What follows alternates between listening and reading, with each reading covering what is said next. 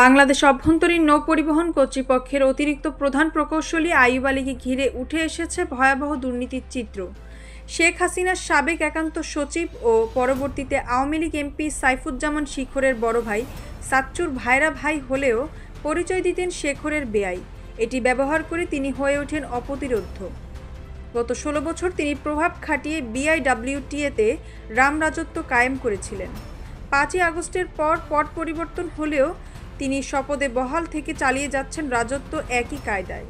৫ই আগস্টের পর সে নারী কেলেঙ্কারির জন্য তার অফিসের নিচের লোকজন তাকে অপদস্থ করে, তারপরও তিনি সেখানে বহাল তবিয়তে আছেন। বিশ্বব্যাংক অর্থায়িত প্রকল্পসহ বিভিন্ন সরকারি কাজের নামে তিনি গড়ে তুলেছেন শত শত কোটি টাকার অঘোষিত সাম্রাজ্য। ঢাকা শহরের অভিজাত এলাকায় বাড়ি ফ্ল্যাট থেকে শুরু করে আশুলিয়া ও পূর্বাঞ্চলে প্লট, খামার, এমনকি বায়োগ্যাস প্লান্ট সবখানে রয়েছে তার অবৈধ বিনিয়োগ। শুধু একটি প্রকল্পেই বিনিয়োগ হয়েছে প্রায় ১০ কোটি টাকা। বসুন্ধরাতে রয়েছে তার ৭ তলা বাড়ি। দেশের বাইরে লন্ডন, নিউ ইয়র্ক ও অস্ট্রেলিয়াতেও রয়েছে বাড়ি, ব্যাংক অ্যাকাউন্ট এবং বিপুল সম্পদ। চলমান ড্রেজিং প্রকল্পে প্রতি ঘনমিটারের ব্যয় অস্বাভাবিকভাবে বাড়িয়ে ঠিকাদারের সঙ্গে যোগসাজশে লোপাট করা হয়েছে প্রায় ৭০০ কোটি টাকা। এছাড়া ড্রেজার ক্রয়, মেরামত, যন্ত্রাংশ কেনা থেকে শুরু করে ভুয়া বিল দেখিয়ে অর্থ আত্মসাৎ সব ক্ষেত্রেই ছিল তার সরাসরি জড়িত থাকা।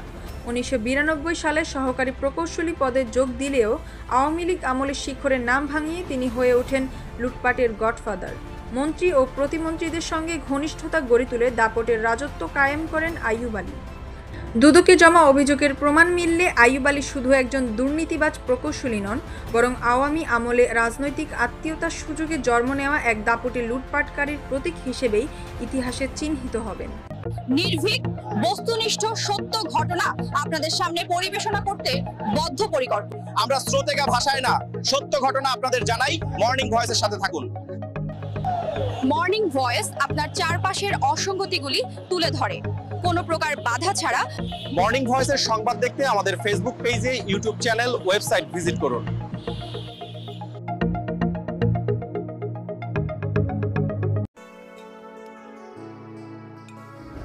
আমার পরিবারের সুস্বাস্থ্যের জন্য পিওরশিপের ওয়াটার পিউরিফায়ার ব্যবহার করি।